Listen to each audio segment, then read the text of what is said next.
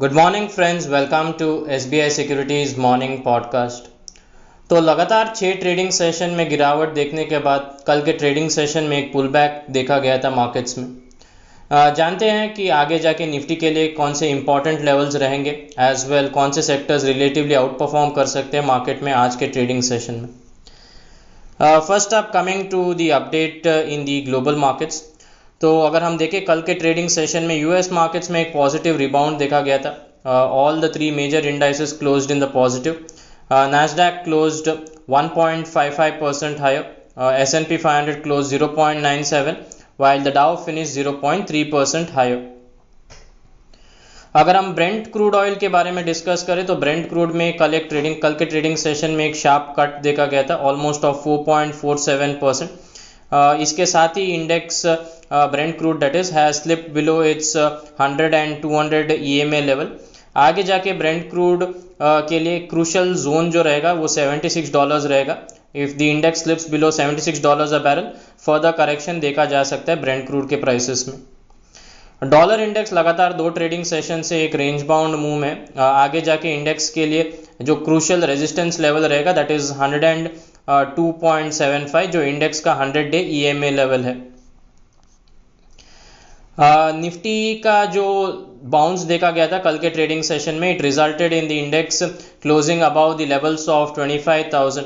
On the daily chart अगर हम देखें, the index has formed a bullish हरामी like candlestick pattern, signaling that downside may be limited as buyers step in at lower levels.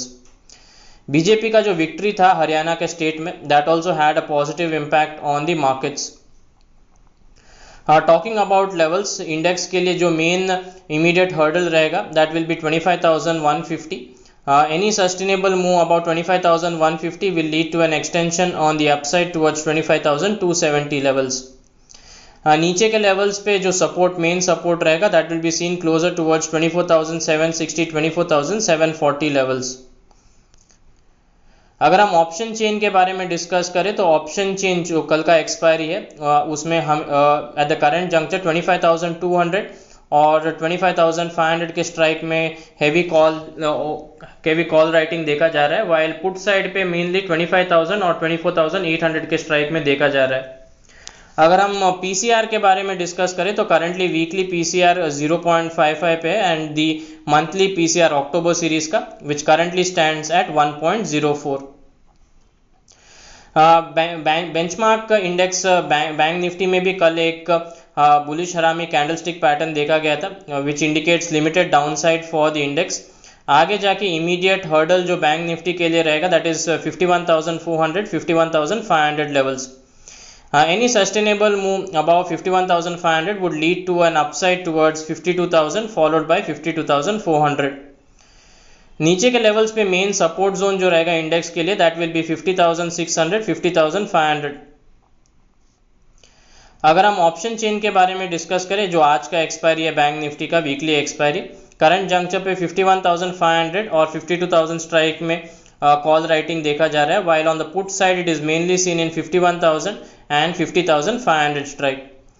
आज के weekly expiry में currently PCR है bank Nifty का 0.67 and the monthly expiry में जो PCR है that is 0.86।